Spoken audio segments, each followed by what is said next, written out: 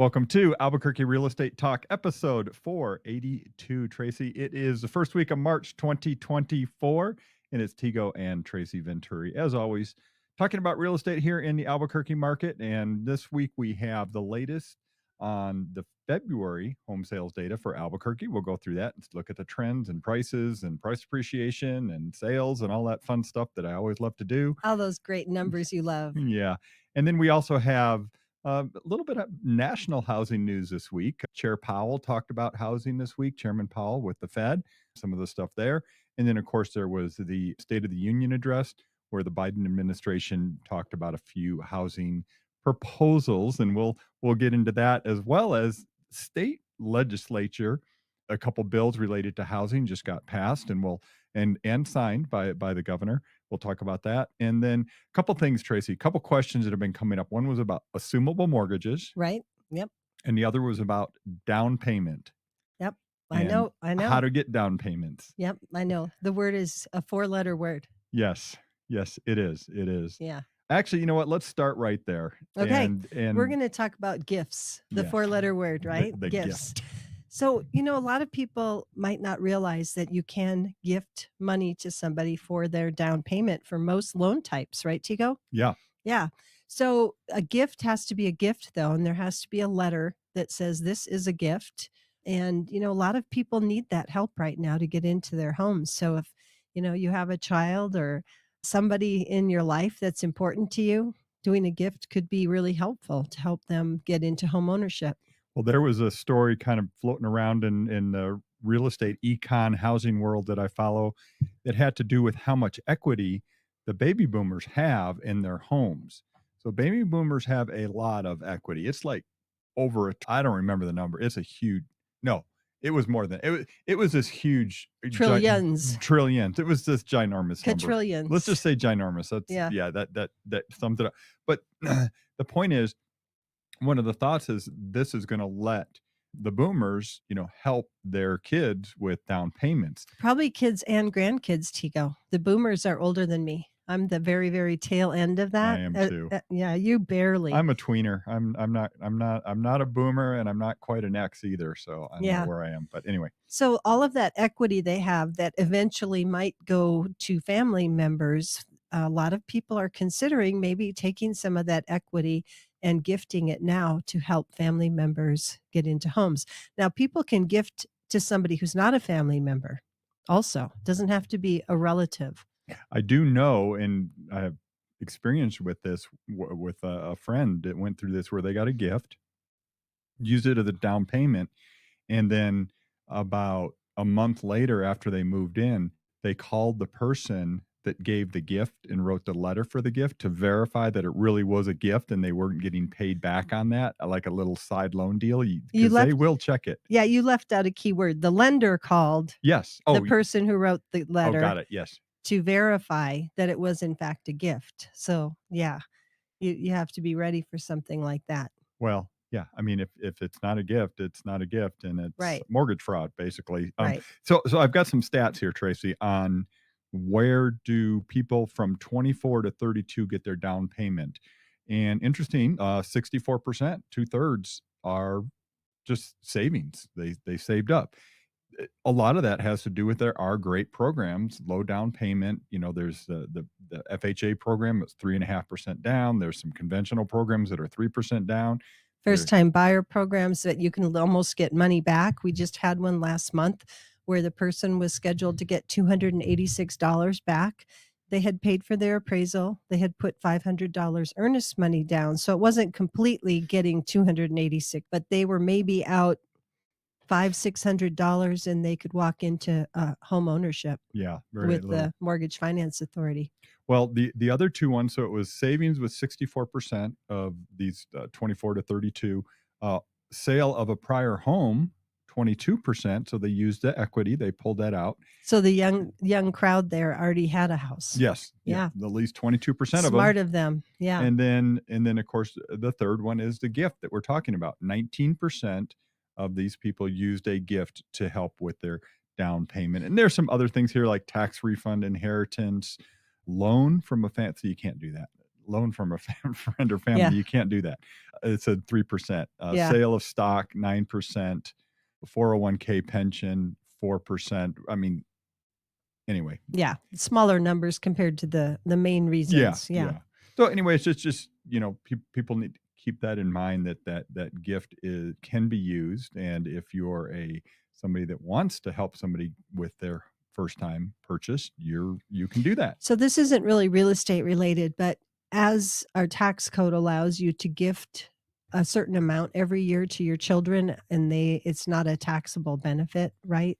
It it's like that's a good way to do it. You're not going to go get a HELOC and pay 11% on your money to gift money to your child, but if you need the funds or if your child needs the funds, you can gift them. I can't remember the amount right now. It used to be like 10,000. I think it's more like 15,000 now, and there's no tax consequence for that gift.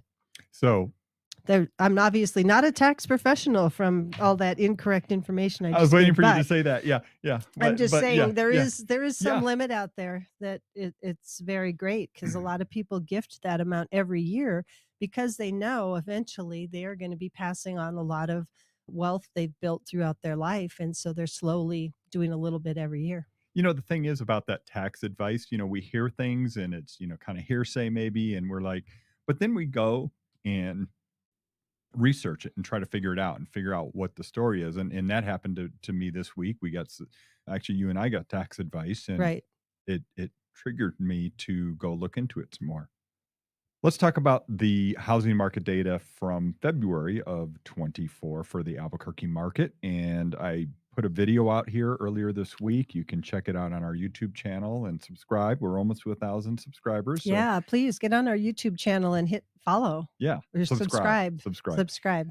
That's Facebook. Yeah, I know. I know. Okay. So, I'm gonna just run through some of these numbers, and really, I'll tell you the TLDR, as I said, too long don't read. That is that sales were relatively slow, even though February is generally the slowest closing month of the year because those are usually homes that went under contract in December, January, for example. And so we did have about 700 homes that sold in January of 20, or excuse me, February of 24. That was about 4% more than last year. So it wasn't a huge move, but last year was exceptionally slow. One of the slowest months we've had in a very, very long time of like any month, February of 23. So, sales are happening. The thing that jumped out at me though is the price range under $250,000. It's down to only 100 of those. What did I say? 700. So 100 of those 700 homes were 250,000 or less. And like we've been talking about, the $200,000 house is kind of not even a thing anymore in our It's market. it's a condo or a manufactured home. Yeah, and then now 250 and under is dwindling as well, and in that price range, it was 35% less home sales. Where you start getting up in the higher price points, like 4 to 600, it was 35% more sales. So it's Of just moving up. they're just moving up because that's what we have available. Just and I'll jump to 2 things I wanna highlight is inventory. We talk about inventory. Okay, number of homes on the market, number of homes available to purchase. We know it's been very low since 2019, and really it started in mid 2019, and then the pandemic exacerbated it, where we just had few homes on the market. We're ending in February, had about 1,200 homes on the market, which was about 13% more than last year, and last year was about 50% more than 22, just for comparison. So 22 is exceptionally low.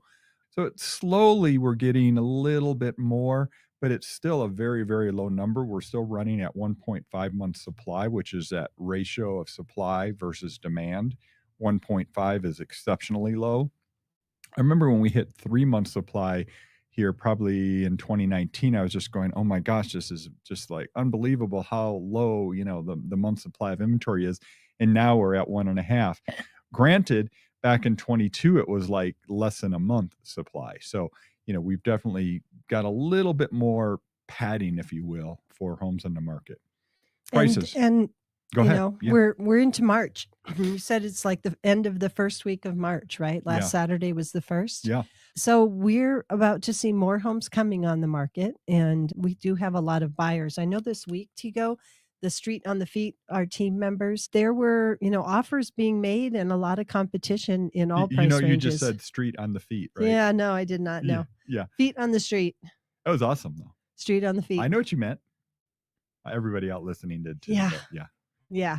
Well, anyway, it's competitive in all price ranges. Yeah, it is. We saw a house that was like 1,350,000 go pending right away, and then we had somebody calling saying, "I was gonna write an offer on that. I thought I had till Monday." And you're like, if you find the right house, you've got to move on it, right? It's Well, that kind of a market. There just it isn't enough inventory. yeah, it's interesting because there's this kind of like you look at the data and say, "Oh, home sales are slow. There's not a lot of sales happening." Well, there were still 700 in February, the slowest month of the year, right? So homes are selling, right? Right. It's just not at that frantic pace that we definitely had from, even from 2019 up through till mid Right. 22, for example. So Right. anyway, prices, everybody wants to know how, have prices gone up? Have prices gone down? I generally just look at year over year changes. So I'm comparing February of this year to February of 23. We saw price per square foot, which is a pretty good measurement of, just total appreciation because it eliminates some of the stuff you get with averages, but right around 7 to 8% price per square foot increase from a year ago. So we're tracking somewhere in there. Some other data I've been looking at has us tracking somewhere around maybe as low as 5% year over year price appreciation. Again, it's just depend on how you track it, but that does appear to be where we're at. And I think this kind of goes without saying, but I'll say it anyway, is, the lower price point saw a 10% appreciation, the higher price point saw a 4% appreciation. So, there's a range there depending on what market you are in. So Yep. that's the quick and dirty February market update. Again, I just did a long video deep dive on the market data for February. If you want to take a look at it on YouTube. And really, those are all the things people need to know about Tego. It Yeah. was right there. But Well, it's the long version's good if you're, going to be in the market as a buyer or seller, or I you tell you just like what, to know. there's one other thing though. I think if you're a seller, you want to know, okay, are prices going up or prices going down? How fast are homes selling? That's the one I didn't hit on. And so I'll just give you an idea. And on average, in Albuquerque, homes, it was 41 days from on market till it went pending or, Got an accepted offer. yep, 41 days for the homes that closed in February. Now, if you look at median days, it was 21 days. So that means that, again, of Yeah. those homes that closed in February, half of them sold in 21 days, half of them took longer than 21 days. Less than 21 days. Is that what I Not said? half. Oh, yeah. Half sold in But 21 both days. of us No. are misspeaking today. Yeah, it's all right. That's why we have each other. Yeah. So Yeah. so that's an interesting statistic, and this wasn't on the agenda, but I had a client call from Arizona this week that has some land in the East Mountains near Frost and North 14, Mhm. about just over 2 acres, and they were wondering about the market for it. So I kind of did a land search there, and they said, how much, what would I need to price this at for it to sell in 45 days? And I looked, and for the past year, the average days on market was 244 for closed properties. The active properties were more than a year. So there was, I was like, I don't know. Sometimes it's not all about price. It's the right parcel that the right person is looking for, right? Well, especially a piece of land, because there's not a big pool of people looking to buy land and build. I mean, they're out there, but it's just not a huge. Yeah. Yeah. It's got to be, they want that area, that location, the Right. right utilities are present and all of that. So anyway, it was interesting because I was surprised at how long it was. Tracy, there was, and by the way, this is Tego and Tracy Venturi, the Venturi Group of Real Broker. You can call us at 505-448-8888. I don't even know if I gave a number at the beginning of the show this time. It's all right. 448-8888. It's an easy one. All our listeners probably know it. Just Google Venturi. We just need a you'll find jingle, us. right? Yeah, A jingle. 448-8888. There we go. There we go. I want to talk about a coming soon house because Great. I don't want to run out of time. We have a really great property that'll be available to be shown sometime next week, maybe Wednesday. It's incoming soon, but it's not ready to be shown yet. It's at 10113 Bernardino Northeast. It's North Albuquerque acres, so it's a 0.89 acre lot. We call it an acre, but it's really 0.89.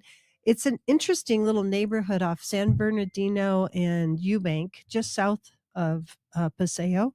It's a gated community of 10 homes, and this house is going to be 825,000. It's about 3,300 square feet, 4 bedrooms, really well done. It sort of works itself around sort of a courtyard, so your outdoor living is very protected.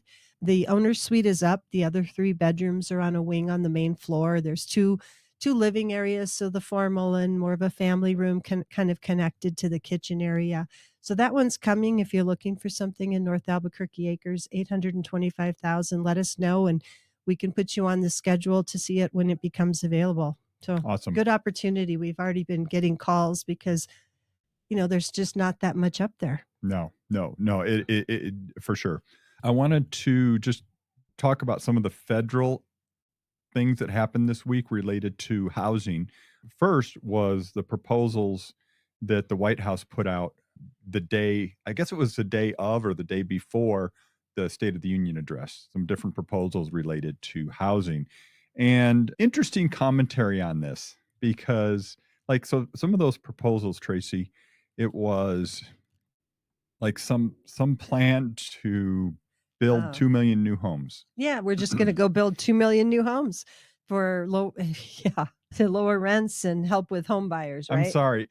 Honestly, us that are doing this every day, you see some of this stuff, and we do kind of have to laugh because, in the State of the Union, he said that there's whatever 2 million, housing 1.7 units. million housing units in And the it's like, works. well, first off, most of those are apartment units. Right. They're not single family houses, and that's not like a significant number. Actually, it's No. not really. But And anyway, and that's fine. apartments don't help people with wealth building in their lifetime, No, right? there are way more apartment units in the pipeline than there are single family houses to purchase in the pipeline. So one of the other things that was mentioned was the plan to have a $10,000 tax credit for first-time home buyers and people in starter homes to lower their rental costs, along with efforts to lower their rental costs. Well, But what it was 400 a month right. when you buy, right? Yes. 400 a month to help offset. So I don't know how they envision that happening and how you prove that you qualify, but Well, I'm not going to do any politics here, but let's just say some people called it, buying votes. Yeah. yeah, I mean, that's what some people called it. I didn't say that. I'm just telling you what people said. No, anyway, so the thing is, this is what I took from that whole thing and just kind of break it down here is it was a lot of politics, right? It was a lot of stuff. We're doing something to help with housing and the housing crisis and the cost of housing and the housing. But they but didn't it, talk to us though, but they were, right? a lot of it was just throwing money at helping people buy. Right. But we don't need more demand. We have demand. We have demand, but demand is not the problem. And yes, affordability is a problem. We need supply, Right. and there was nothing in The here the really about supply. the supply is affected by policies, availability of materials, cost of infrastructure, the bureaucracy to get something out of the ground, To be all fair, those things. the Fed at the federal level, there's not much that they can do because most of the housing building challenges are at the local level. They're at the city, county, state level.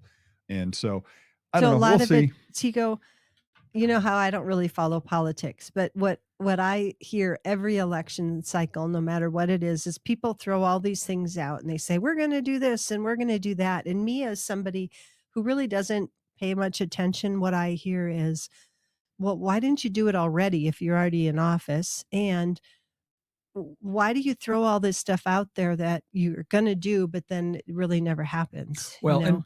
and I will be fair, there's some stuff here that has to go through the Congress, right? We have three branches of government and Congress has to give the funds. It can't just be an executive order. So, I guess my takeaway is okay, they realize it's a big problem. We obviously feet on the street. We know it's a big problem, affordability. But I want to segue to what the state just did because we just had the state Legislature. legislature, and there were, gosh, I think there were maybe 6 to 10 different bills or proposals that were run through that all related to housing. But there was one big one, and it was HB, or I don't know if it was HB or FB 195, HB 195. And it was pretty big. It had a lot to do that. Let me just summarize it really quick so we don't go in the weeds here too long. But basically, it was more money for down payment assistance programs. So that through New Mexico Mortgage Finance Authority. There was expanding the New Mexico Finance Authority's powers, because right now they have a fund to help with construction for commercial, like industrial, to help, lure businesses into New Mexico. And again, if I'm getting this wrong and somebody's an expert on this, I apologize, but this is the way I understand it. But they've expanded that fund to be available for helping develop residential. Hmm, And that is something we need. that is something we need. What I hear from developers is, it's a 2-year process. It's very expensive. Building all that infrastructure, you've got millions and millions and millions and millions of dollars out to get that deal done, and getting actually credit to do those projects is tough. So I'm hopeful that this might be, at least it's dealing with the supply side and Right. not just throwing money at the unaffordability issue. Right. Obviously, we're all for having money for people to become homeowners Oh, as of first course. timers or Right. yeah, for sure we believe in that too. It's just we need the supply to be able to sell the houses to those people. So I know a lot of people that probably would get into home ownership right now if there were some incentives like that. Be really great.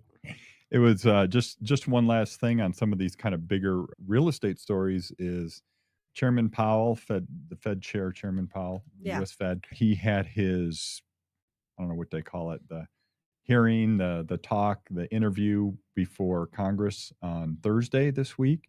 And there was a few things he did talk about related to housing. And it was interesting because he highlighted that there's difficulties with zoning, labor shortages, material availability, and so I mean, these are things you just mentioned off the top of your head, and it's good to see that they recognize that. But of course, the Fed can't do anything about that. Maybe on the supplies they can. Yeah. I don't know. I mean, they're trying to get inflation under control. That's the one thing that they can control. I'm thinking about shipping through the Red Sea, you Oh, know. yeah. That's probably delaying some things having to go around, but Oh, for sure. No, yeah, I mean, there's so many things that are putting pressure on costs in everything, as we know, but right. it includes housing. And just a little side note, Tracy, we were talking with our good friend who's a insurance broker, a real famous, that's not the right Famous? word, well known. He's been in the business a long time here, knows the insurance world really, really well. And just it's Are you not insurance. gonna say his name? Oh, you mean, no, we can say his Bill name. Tobin, Yeah, Bill Tobin with, Farmers Insurance. yeah. And he, every insurance person we talk to is saying the same thing, is that it's been tough because everybody's rates are going up, and it's across the board. It's across all companies. So again, it's just one more thing that's adding to costs Yeah, for and sure. running into Bill Tobin at Costco kept us from probably filling our cart because we stood and talked about insurance and housing for probably 45 minutes the other night. Yeah. Very interesting. Yeah. Yeah. So anyway, okay. Tracy. Tego, a lot of open houses this weekend. I know it's been beautiful and we all felt like spring was here and it's been sunny and warm. And this weekend it's not going to be as nice, but there are a lot of open houses going on all over the city, all over the metro. If you're interested in touring homes, you can call us and we can set up a tour of homes for you so it's at your time and your convenience and see many all at once, or we can help you find those open houses, or you can get on our website at welcomehomeabq.com and we have a tab for open houses, not just the ones Venturi Realty Group is doing, but all open houses that realtors have put through our multiple listing service. So good opportunity. Yeah. Something came up, Tracy. I taught a class at the association this week about using artificial intelligence, chat GPT, but somebody started talking about this idea that there's homes being promoted that say they have an assumable mortgage. So I wanted to talk about Yep. assumable mortgages and what's the deal with that. So you had a long conversation with a great local lender this week to just kind of get that perspective in addition. So tell us, what is the deal with assumable mortgages? Because it seems like there's that's out. It's a buzz thing right now out in the world here. Well, and you know why it is, obviously. It's Oh, I know. because there's people that have these 3-4% mortgages existing, FHA mortgages, VA mortgages, and USDA mortgages. All of those type of mortgages are assumable with qualification. With qualification, yes, they are. So if you're a homeowner and you've got a mortgage that's got a 3% on it or 4% or something on it, well, that's going to be really desirable to a new home buyer if they can qualify to assume that mortgage. The if is the big part, and Couple of things what the about that. process is. Yeah. Yes, yeah. So, Tigo, if somebody bought a house and it was 200,000 10 years ago and now it's worth 400,000 and they got a loan, a VA, assumable loan or whatever assumable loan. Okay, it wasn't 10 years ago at 3%. Few years ago at 3% and now it's worth 150,000 more. Somebody can assume the loan, but the value of the loan is much less than the actual price of the home right now. Right. So, So how does that that's work? that's one of the biggest challenges with this is so first off, yes, there are mortgages out there that can be assumable. And yes, you're going to start seeing those on property listings when you're searching for homes online. It's going to say this home has a mortgage that's potentially assumable. And but the big if is, okay, what's the balance of the mortgage? What's the interest rate? Does it even make sense? What's the lender process to do that? Because the existing lender has to approve it and you got to go through the whole process. And then of course, what is the equity? How much does that seller, you know, have an equity of that home? So can you bring $100,000 for the down payment if they have that much equity? If you're only gonna get a loan for the 150 remaining balance and the house is now 300, then the loan is only 150 and you can't just get a second loan for the rest of that, right? Well, this is what I've learned is that in some cases, yes. Some cases, the servicer that has the loan will actually give the second for that At a that different different rate. at a different rate. But it's all very much case by case basis.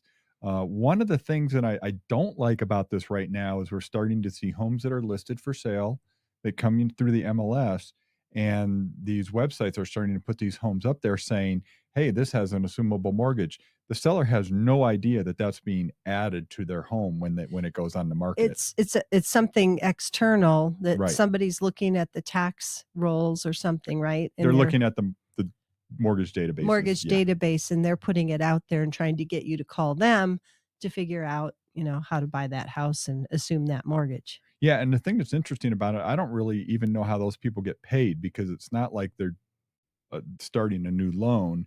They are just helping them assume the previous loan. So if you're a lender and you know if this really happens, can people really assume them and do they get approved? Do lenders really want to let somebody take on a 3% or do they make it too many hurdles that you really can't do it?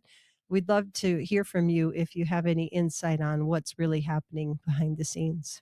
Actually, you don't know this, but I have a meeting with somebody nationally that does this, and I'm gonna learn even more about it. So So perfect. Awesome. because it's one of those things you go, this could be really great for somebody. This could be really great for a seller, for example. Let's say you do have a home and let's say you've got a $200,000 balance and the worst home is worth 300,000 and you've got this 3 or 4% mortgage. Well, that would be a big incentive for a buyer if they could assume that mortgage for sure, right? As a seller. The caveat, the way I understand it with the seller is the seller has to, of course, agree to it and they need to make sure that they don't continue to have liability on that mortgage after the deal's done. Some Which lenders is do and some lenders don't. right. Anyway, that Interesting. was a lot packed in, about this assumable mortgage, but I did want to hit on it because it is something that is coming up now. Yep. And Tracy, episode 4, what were we on here? 80 482? 482. It's Albuquerque Real Estate Talk with Tego and Tracy Venturi. How do 482 in the books. in the books, yes. How do people reach us? Yep, give us a ring, 448-8888 in the 505. Take care.